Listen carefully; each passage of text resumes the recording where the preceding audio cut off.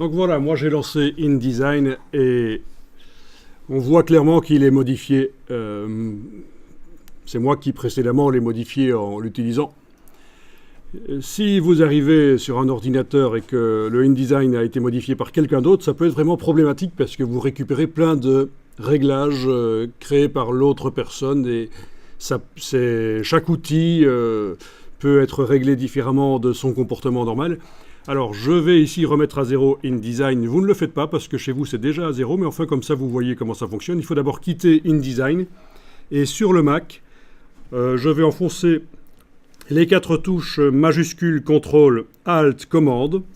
Au moment où je lance InDesign, je garde les 4 touches majuscules CTRL, ALT, commande enfoncées. Et ça devrait faire apparaître un message qui va... ben voilà, un message qui demande si on veut supprimer le fichier des préférences de InDesign. Et je réponds oui. Et je vais donc récupérer InDesign en réglage d'usine. C'est comme ça que vous l'avez pour l'instant, le InDesign tel qu'il est la première fois qu'on l'utilise, juste après l'avoir installé. Comme ça, on est synchro déjà au niveau de notre comportement de InDesign. Je vais être synchronisé avec vous. Je vais avoir un InDesign qui va fonctionner comme le vôtre, qui est tout nouveau, pas encore modifié. Donc, c'était les 4 touches majuscules, donc la touche Shift. CTRL, ALT et commande sur le clavier du Mac. Pour faire la même chose sur un PC, il y en a qui travaillent sur PC ici chez eux, donc ce sera CTRL, ALT majuscule, tout simplement. 3 touches, CTRL, ALT majuscule. Voilà. Donc déjà, ben voilà, j'ai l'interface qui est sombre, c'est une première chose. Ah oui, les palettes ne se remettent pas nécessairement en place, hein, mais InDesign a réellement été remis à zéro au niveau de son comportement, les outils. Et j'ai ce qu'on appelle sur le Mac une fenêtre d'application flottante qui est utile quand on a plusieurs écrans connectés à l'ordinateur, mais là on n'en a qu'un seul, donc ça ne va pas servir. Le but c'est de pouvoir déplacer l'application entièrement sur un autre écran en fait. Hein. Donc vous, ce que vous allez faire, puisque vous êtes dans la même situation que moi ici, vous avez aussi une fenêtre flottante, vous allez désactiver cette option.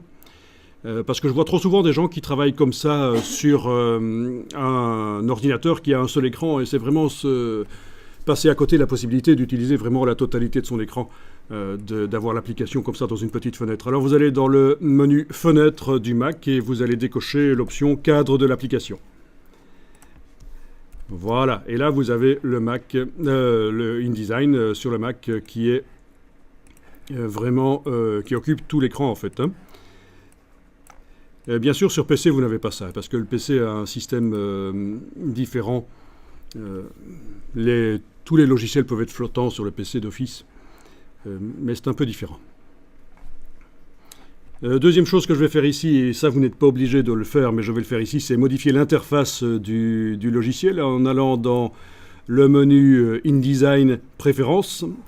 Menu InDesign qui n'existe pas sur le PC, il faudra aller dans Édition Préférences sur le PC, mais ici on est sur un Mac, donc c'est InDesign Préférences. Et là vous avez les préférences pour l'interface.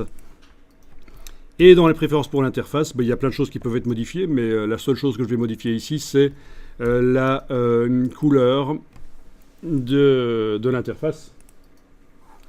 Donc je vais préférer une interface avec un texte qui est écrit en foncé sur un fond clair, et non pas en clair sur du foncé. Au niveau lisibilité, pour la formation, ce sera mieux. Voilà. Bon, ok.